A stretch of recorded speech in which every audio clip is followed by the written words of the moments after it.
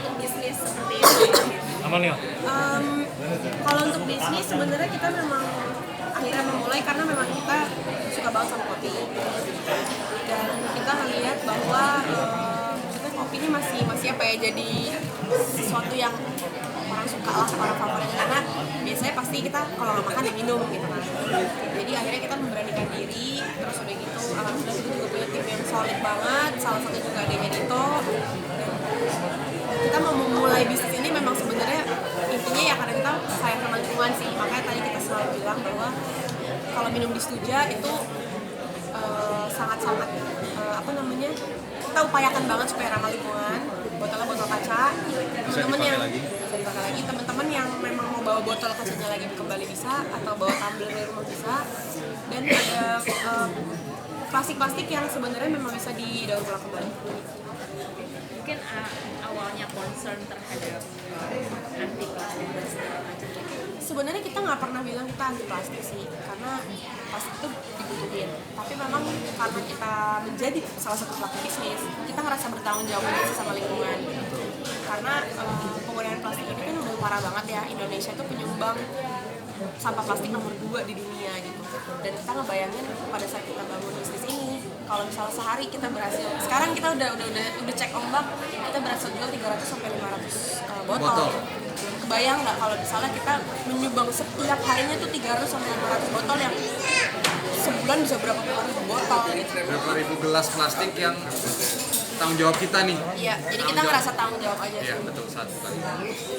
Esensi berbisnis buat kalian sendiri apa? Apa? Esensi berbisnis buat kalian. Esensi berbisnis. Esensi. Kalau buat kita memang ya kita nggak muluk-muluk, memang kita juga mau jadi mata pencarian nanti buat kedepannya saat kita udah nggak produktif lagi misalnya. Cuman kita udah muluk dari sekarang juga. Karena memang Es krim itu es krim. jadi memang kita Boleh. kita berpikir bagaimana sih bisnis apa yang kita mau jalanin juga gitu. Dan salah satunya adalah bisnis kopi ini karena kita senang Karena kita suka. dan nggak terlalu ribet gitu. Kalau makanan kemarin kita mikir gitu sama Ayu dapurnya gimana dan lain-lain gitu. Nah kopi ini dan kopi Indonesia juga adalah salah satu kopi terbaik di dunia dan itu juga harus kita kenalin juga ke depannya. Nah makanya kita udahlah kopi dan ternyata memang banyak banget yang suka kopi. Ya, tapi kenapa kopi sih gitu kan sekarang banyak yang produk kopi Iya. saingan Oke. sangat berat. Iya, betul banget. Kenapa kopi? Coba. Kita memang selalu mikirin gitu sih gitu. Misalnya kayak teman-teman misalnya juga ada yang bilang kayak Banyak nih gitu ya. misalnya kayak ayo kamu bisnis kerudung dong gitu. Ya mikirnya memang pasti akan tapi udah banyak gitu. Nah begitu pun juga dengan kopi ini gitu. Kita mikir pasti banyak lah ya. Cuman kita sadar bahwa orang Indonesia tuh banyak banget dan apa namanya kebutuhan mereka kopi itu tetap ada gitu loh. Jadi kayak apa ya, namanya rezeki orang masing-masing sih. Jadi kayak kita optimis dan makanya kita selalu bilang bahwa setiap toko kopi itu pasti ada taste-nya masing-masing. Nah kita juga bawa taste itu dan mudah-mudahan ya bisa jadi pilihan juga buat penikmat kopi untuk menikmati kopi yang kita buat. Bisnis seperti ini sudah ada target yang ingin pensiun dari dunia entertainment atau seperti apa sih? Enggak juga sih, karena memang basicnya kita suka develop sesuatu bareng-bareng gitu. Entah di entertain, entah di bisnis. Jadi selama itu memang bisa produktif dan bermanfaat sih, kita pasti akan selalu godok berdua bareng-bareng. Dit, soal itu apa namanya eco friendly kan tadi. Lo baru sebutin tadi apa namanya botol beling. Terus ada botol plastik. Apalagi sih ya di coffee shop lo ini yang mengarah ke eco friendly gitu, kayak macam sedotan tadi mungkin bisa lo gambarkan seperti apa gitu. Oke, jadi gini memang kita concern banget pas pertama kali buat tuh dari botol aja kita pengennya sebenarnya ngajarin untuk dia bawa lagi untuk diisi ulang karena memang ya kita harus mengurangi yang namanya sekali pakai itu juga sih sebenarnya. Jadi jangan sekali pakai terus langsung buang. Makanya kita maunya pelan-pelan kita juga punya program ya itu harus dibawa lagi botolnya dan lain-lain. Nah, selain dari botol terus itu kayak kantong buat plastik yang buat packaging buat take away-nya kita juga mikirin. Kemarin sempat kita nanya pakai sedotan atau enggak ya, ternyata kita kemarin sempat nyari tahu dan akhirnya dapat juga sedotan yang sebutannya I'm not plastic gitu. Jadi kenapa Jadi enggak? memang dia bentuknya seperti plastik, tapi dia bisa terurai, nggak seperti sedotan pada umumnya. Nah makanya dari situ kita coba dulu nih, ya namanya berbisnis pasti nanti akan terus develop, terus kayaknya apa yang nggak perlu, kayaknya ini masih merugikan untuk lingkungan deh.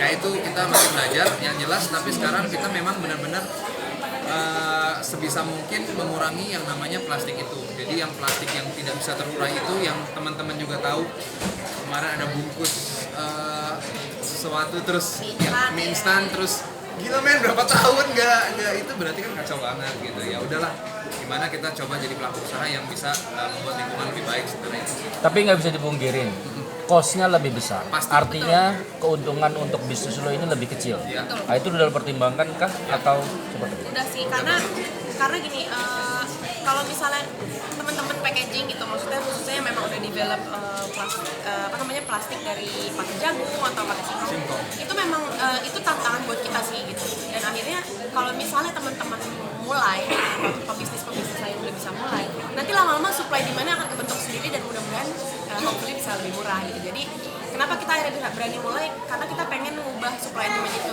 Mudah-mudahan dengan adanya kopi yang ada ini, teman-teman semua di seluruh Indonesia, mungkin pebisnis nggak cuma kopi aja, semua makanan segala macam bisa memulai itu. Dan yang bahkan jelas di teman-teman di luar negeri pun, karena emang udah concern banget sama sampah plastik, bahkan mereka balik lagi memperkenalkan alas makan dari daun. Sementara kita kayak kita emang pakai daun gitu, maksudnya kayak kalau mau ngelalap lah atau misalnya makanan Sunda kan kita bisa pakai daun kan. Jadi akhirnya kayak menarik juga ya ini gitu. Akhirnya mungkin nanti sampai kita kalau misalnya kita bikin bisnis makanan mungkin bisa pakai daun gitu.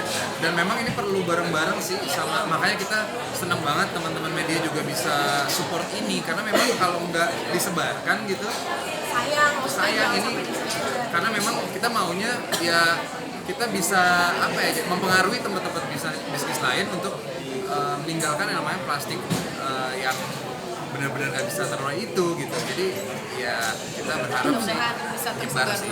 Tapi seberapa optimis pengusaha-pengusaha lain akan mengikuti pergerakan lo ini? Mengingat secara benefit keuntungannya tipis. Karena kan setahu kita pengusaha itu selalu inginkan besar gitu. Oke, benefit keuntungan itu kecil, tapi semakin banyak yang ngikutin kita itu akan keuntungan pasti akan sama kayak penggunaan plastik tadi gitu. Karena memang yang mahal itu adalah karena memang belum banyak yang pakai. Kan demand-nya masih dikit tuh. Nah, kalau udah nyebar terus akhirnya ikut semua nih dengan campaign ini, kita percaya ya produksi mereka orang laku kok. Ya mereka akan turunin harga itu dan sama aja. Harganya akan jadi sama kayak sekarang mereka pakai packaging plastik.